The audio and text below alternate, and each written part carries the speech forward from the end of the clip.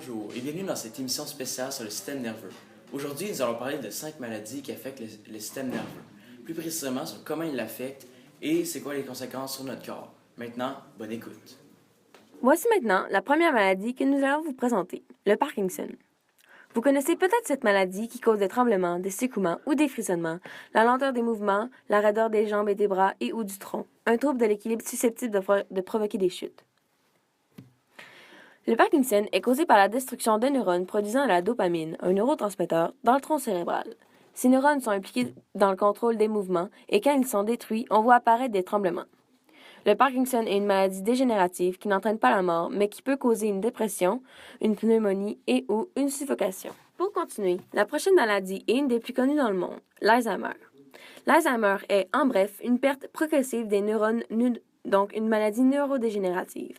Cette maladie attaquant un système nerveux est incurable et enchaîne une perte progressive des fonctions mentales, donc la mémoire.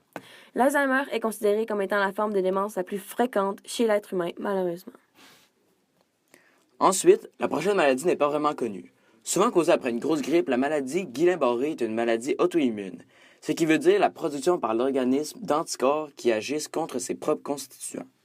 Ce qui se passe, c'est que les globules blancs se retournent contre notre corps pour une raison inconnue et mangent et détruisent la gaine de myéline, une gaine qui accélère l'influx nerveux et qui cause une paralysie progressive. La sclérose en plaques est une maladie qui attaque le système nerveux comme le cerveau, les nerfs optiques et la moelle épinière. C'est une maladie auto-immune. Une maladie auto-immune est une maladie qui résulte d'un dérèglement du système immunitaire. Cette maladie va faire attaquer les anticorps face à d'autres anticorps dans notre corps. Des problèmes vont survenir à cause de cela. Cette maladie va faire altérer la transmission des influx nerveux. Elle peut donc affecter l'ouïe, la mémoire, l'équilibre et la mobilité d'une personne atteinte.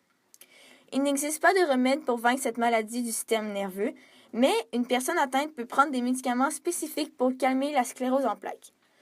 Il existe 11 différents médicaments contre cette maladie, mais aucun ne la soigne définitivement. Une personne sur 1000 est atteinte de la sclérose en plaques et environ 100 000 Canadiens sont atteints à ce jour. La schizophrénie est un trouble mental grave, chronique et très complexe chez les personnes qui en sont atteintes. Cette maladie affecte comment la personne pense, réagit et se sent à ce qui l'entoure. Elle peut devenir paranoïaque au point de mettre des pièges autour de sa maison en disant que quelqu'un veut les voir disparaître et les tuer. La schizophrénie est créée par un déséquilibre des systèmes chimiques du cerveau. Les causes spécifiques sont encore inconnues. Elle n'a pas de cause unique qui crée ce problème, comme elle a plusieurs formes. Il y a le type paranoïaque, qui est aussi le plus fréquent type de cette maladie, le type désorganisé, le type catatonique et le type indifférencié. Il n'est pas rare que les gens atteints de cette maladie font des dépressions, ont des troubles obsessifs compulsifs ou encore des problèmes d'alcool ou de drogue. Cette maladie peut être causée par plusieurs facteurs différents. Elle touche une personne sur 100, donc 1% de la population au Canada.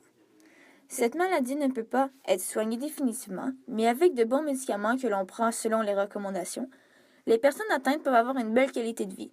Par exemple, saviez-vous que Syd Barrett, un membre fondateur du groupe Pink Floyd, était atteint de cette maladie?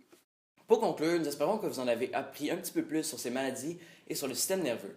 Merci de votre attention et à la prochaine.